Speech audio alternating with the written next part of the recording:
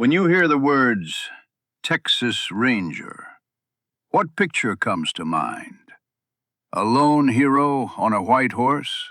A straight-shooting symbol of pure justice on the American frontier? But what if that legend is a lie? What if the real story was far grittier and infinitely more shocking? Because before the legend, there was reality. Not an army of lawmen, but just 10 men. Hired guns, paid a few dollars a month to do an impossible job. Guard settlers on a frontier that was drenched in blood. We are about to unearth 10 surprising and often brutal tales from their earliest days. These are the stories that history chose to forget.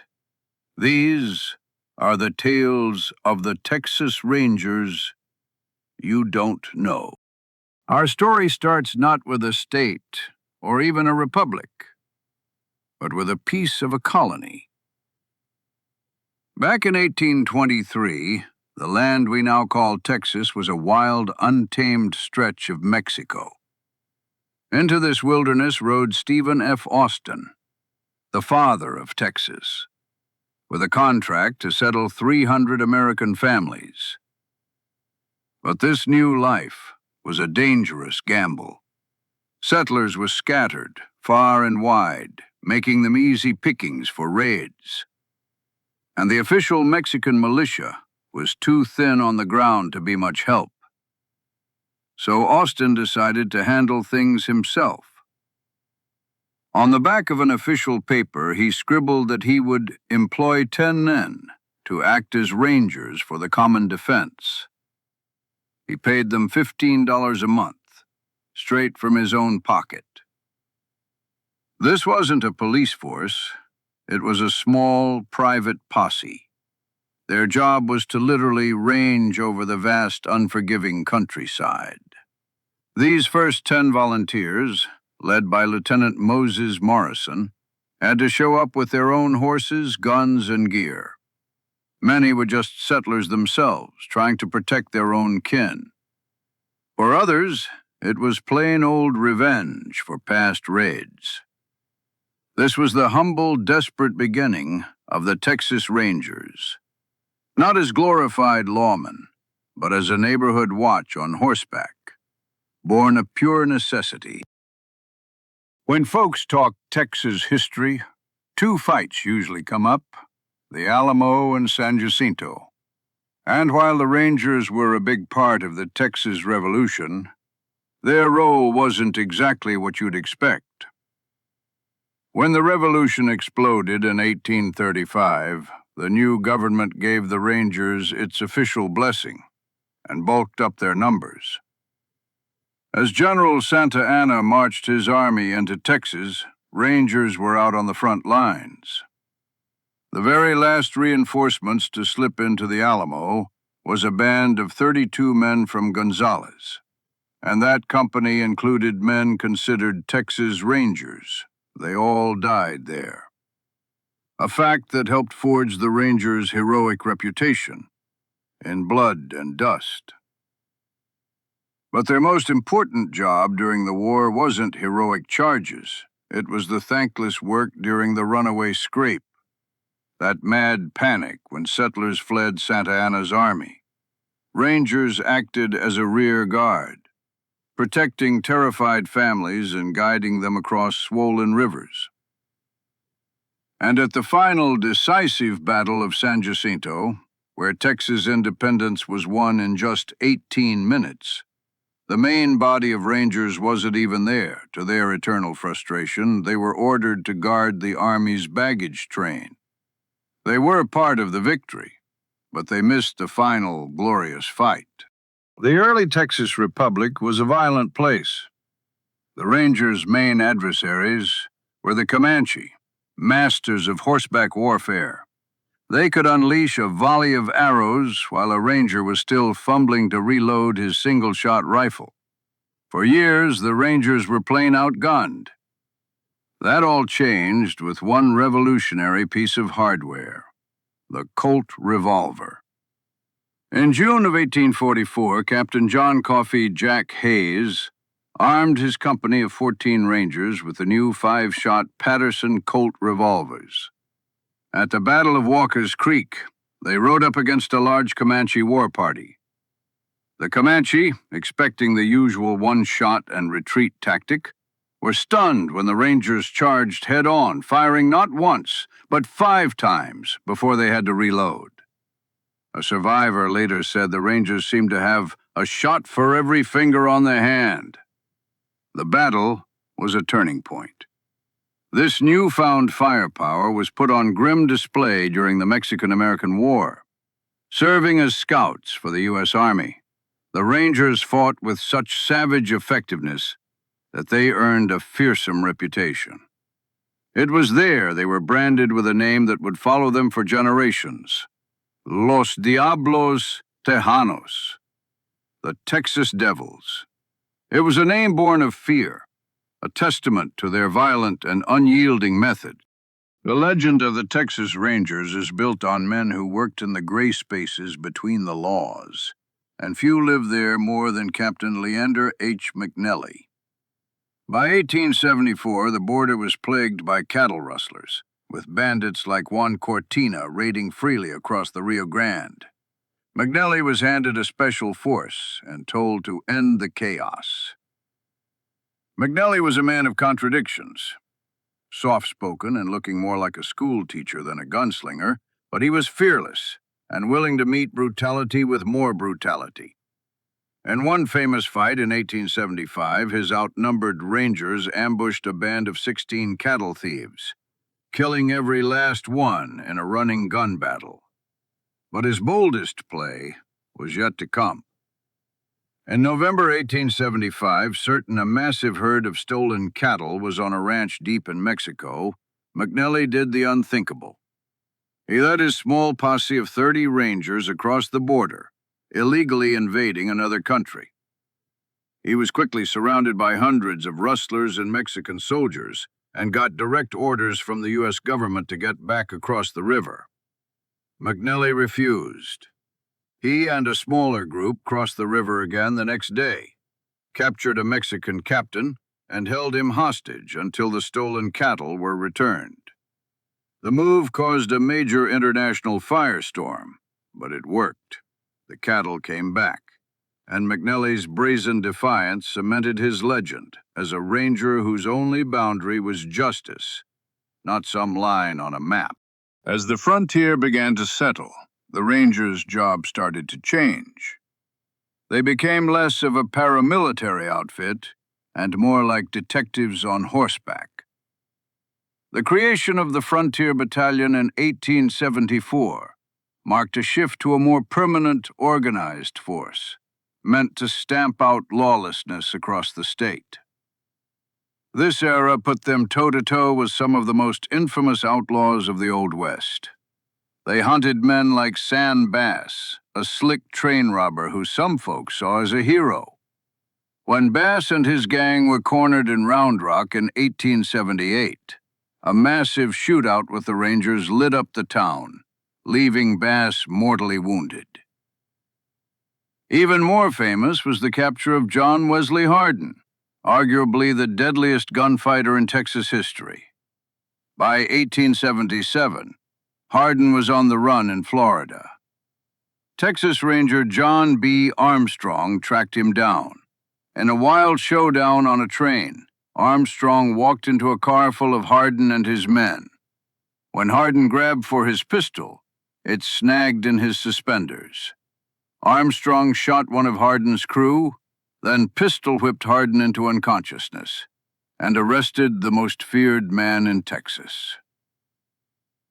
These takedowns sent a hard message. The rule of law, backed by a ranger's pistol, was finally coming to the wild corners of Texas. The Ranger creed is simple: never surrender. It's the bedrock of their identity. But that creed was born from a shocking and humiliating defeat: the El Paso Salt War of 1877. For generations, the Mexican-American people of the region had freely gathered salt from nearby salt beds, viewing it as a public right.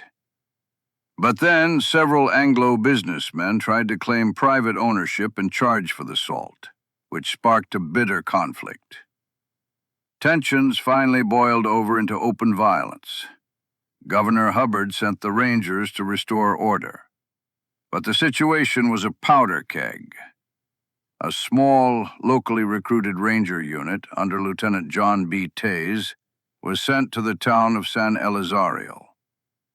They were supposed to be a force of order, but they were green and hopelessly outnumbered.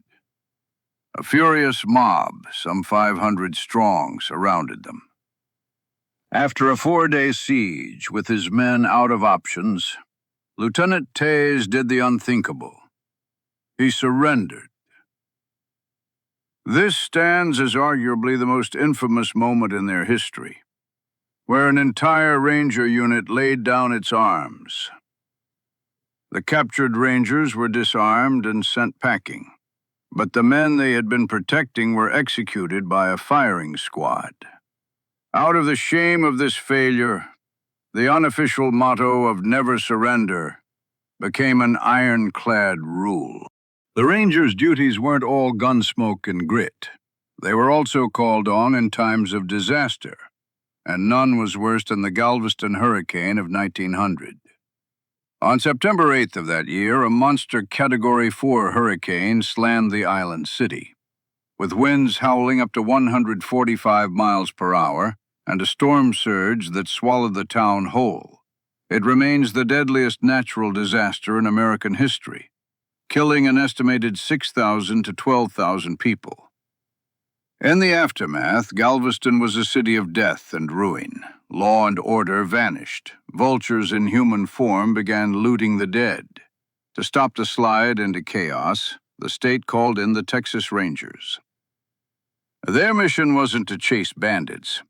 It was to declare martial law, stop the ghoulish thievery, and make sure the grim work of recovery could begin. They were a symbol of authority in a landscape of total devastation. This surprising job showed a different side of the Rangers, not as fighters, but as a stabilizing force, the thin line between order and anarchy. The history of the Texas Rangers ain't all heroic. It's got a dark, brutal underbelly, and no event shows it more than the Porvenir Massacre. In the early 20th century, the Texas-Mexico border was a tinderbox, sparked by the Mexican Revolution. In late 1917, a raid on a local ranch left several dead, and folks were quick to cast blame. In retaliation, on January 28, 1918, a company of Texas Rangers, along with local ranchers, rode into the tiny village of Porvenir. They rousted the residents from their beds, and finding no proof connecting them to the raid, they separated 15 unarmed Mexican and Tejano men and boys, aged 16 to 72, from their families. They marched the group to a nearby hill and executed them in cold blood. The official ranger report claimed they'd been in a firefight with bandits, but investigations by both the U.S. and Mexican governments proved it was a damnable lie. The victims were unarmed. The Porvenir Massacre became a central part of what was known as La Matanza, or the Slaughter, a period of horrific state-sanctioned violence against Mexicans. This atrocity was so foul, it couldn't be swept under the rug.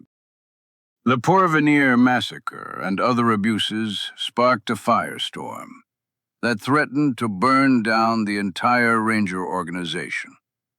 The man who stood up to the flames was José Tomás Canales, the lone Hispanic state representative in the Texas legislature. After being personally threatened by a ranger for daring to criticize the force, Canales put his career and his life on the line to demand a reckoning. In 1919, he launched the Canales investigation. For 2 weeks, witness after witness told harrowing tales of murder, torture, and fear at the hands of the Rangers. The investigation showed that these abuses were rampant, especially along the border. It was estimated that from 1914 to 1919, Rangers may have killed anywhere from 300 to 5,000 people, most of them of Mexican descent. While the committee ultimately cleared the Rangers of legal wrongdoing in what many called a whitewash, the damage was done. The hearings were a public shaming. As a result, several Ranger companies, including the one responsible for the Porvenir Massacre, were disbanded. New laws were passed, requiring stricter qualifications for Rangers and slashing their numbers. The Canales investigation didn't end the Rangers, but it forced them to look in the mirror.